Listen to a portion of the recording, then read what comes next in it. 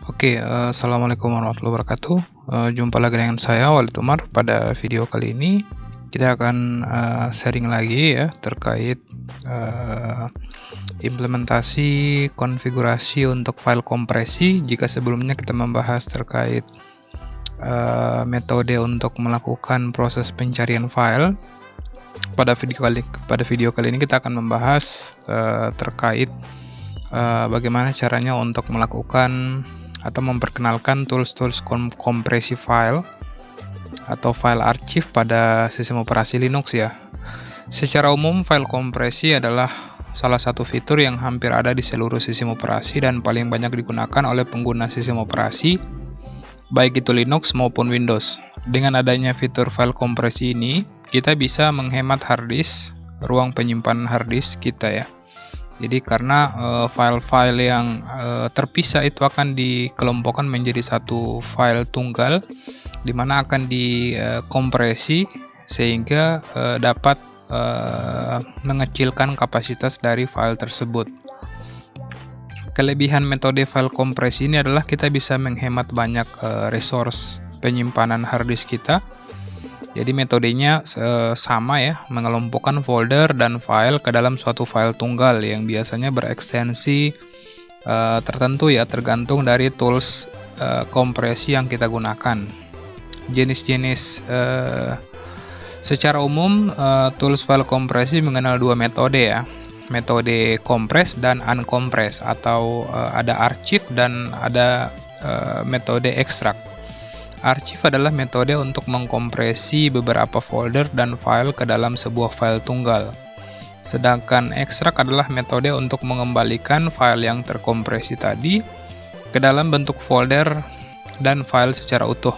Nah, untuk itu pada video kali ini kita akan membahas beragam tools yang dapat digunakan untuk melakukan kompresi file pada sistem operasi berbasis Linux dengan menggunakan tentu saja command line interface. Di sini kita sudah login ke sistem kita ya. Kebetulan saya menggunakan Windows subsystem Linux. Kita masuk ke super user dulu ya. Oke, pastikan teman-teman bisa punya konsolnya masing-masing. Oke, kita mulai dari perintah yang pertama ya, dari perintah tar ya. Tar merupakan jenis kompresi yang banyak digunakan di sistem operasi berbasis Linux. Jadi kita buat dulu folder ya, folder belajar kompresi. Terus kita coba kopikan beberapa file ya. Misalnya kita cp bse ke folder belajar kompresi. Nah, kita coba masuk ke folder tersebut.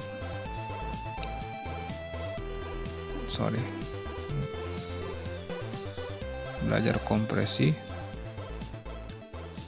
Oke, bisa lihat ya, di sini ada file berukuran 15 MB. Oke, 15 MB. Kita akan coba buat ya, tar -cv ya, cv zf spasi nama filenya ya, bse.tar.gz spasi nama file yang akan kita kompresi.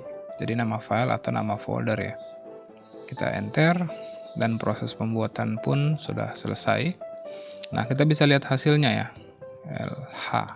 Nah, di sini kita bisa lihat ya, ada perbedaan ukuran ya, ukuran dari file aslinya, oke,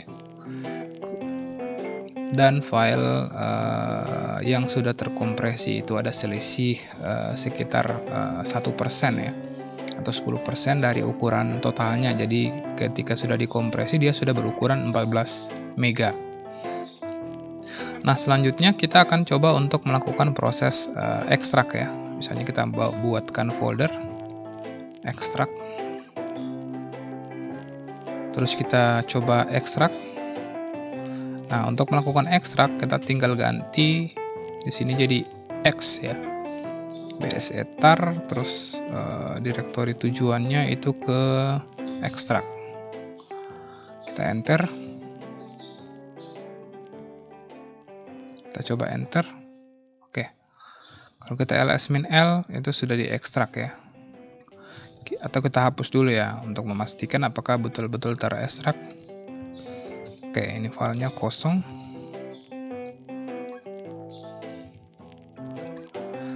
Kita coba ekstrak kembali. Enter.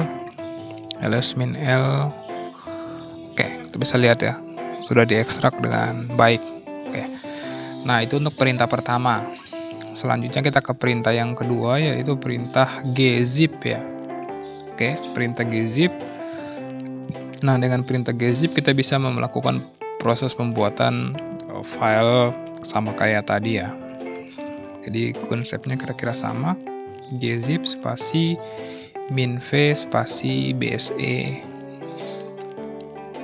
Oke, kira-kira seperti itu. ls-l.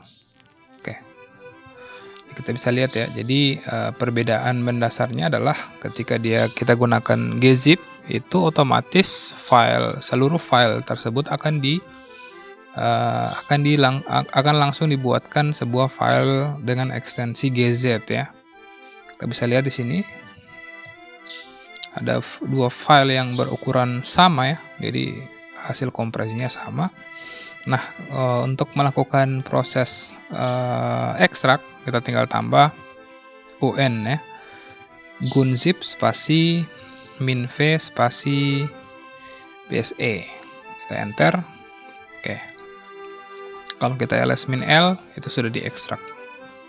Oke, sudah berbentuk file awalnya lagi ya. Kita coba. Oke, nah perintah selanjutnya adalah perintah xz ya. Xz sama, namun perbedaannya hanya di ekstensi saja ya. Jadi kira-kira perbedaan antara tar gz dan gz itu ukuran filenya itu relatif sama ya. Kalau kita gzip, terus kita v6 bse, kita lihat filenya. Oke, filenya mirip ya, hampir-hampir mirip untuk ukurannya di sini. Terus kita coba cp.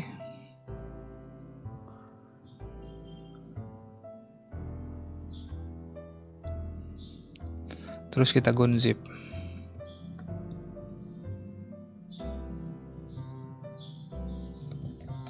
Oke, di situ sudah ada file ya.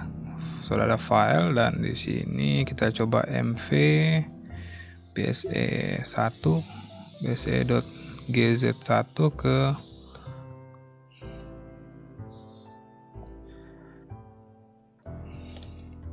Oke.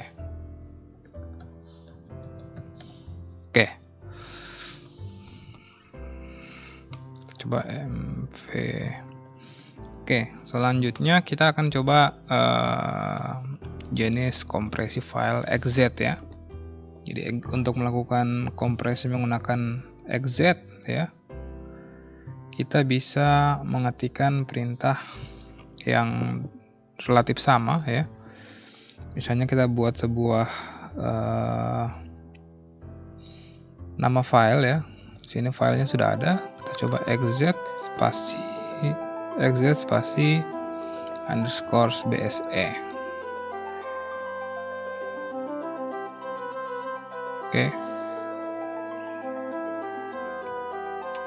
Oke, kalau kita ls-l, di sini sudah berekstensi xz ya. Sudah berekstensi xz di sini. Selanjutnya kita akan coba lakukan ekstrak ya. Untuk ekstraknya kita bisa gunakan -d ya. Scores bse. Kita ls-l. Di sini sudah berubah menjadi file xz lagi ya. Sudah berubah menjadi file apk lagi. Kita coba cp untuk kita buatkan file xz-nya.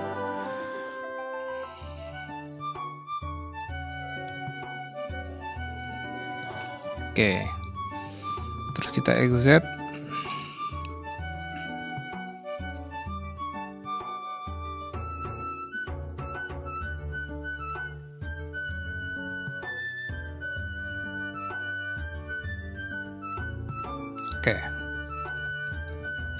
Kita bisa lihat di sini sudah ada targz, ada gz, ada xz ya. Selanjutnya kita akan gunakan file kompresi yang keempat, yaitu bzip ya. Oke, bzip atau bzip 2. Oke. Nah, untuk bzip 2 kita bisa dengan mudah langsung melakukan proses kompresi dengan cara seperti ini.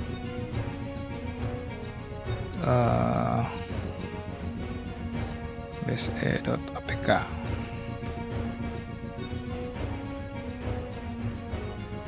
Kita ls-l, dia langsung jadi apk.bz2 ya. Terus kita kopikan.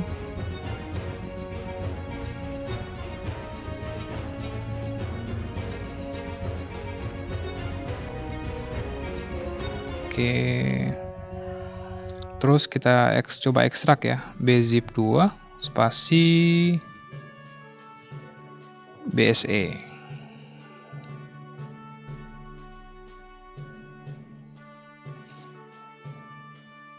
Nah, di sini kita tambahkan parameter -d untuk ekstrak. Oke.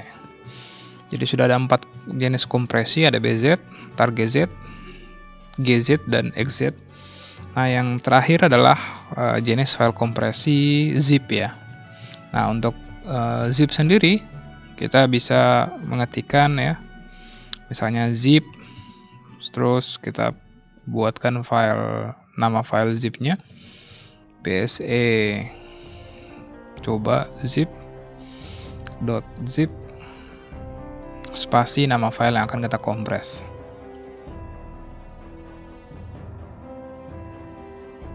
Oke, kalau kita cek, dia sudah ada file yang berekstensi zip ya. Jadi semuanya itu berukuran kira-kira sama ya. Dimana file aslinya kita bisa lihat di sini berukuran sekitar 15 mega, dan untuk file-file yang sudah dikompres itu ukurannya relatif kecil ya. Dan kita bisa lihat di sini yang berukuran sangat kecil adalah xz ya.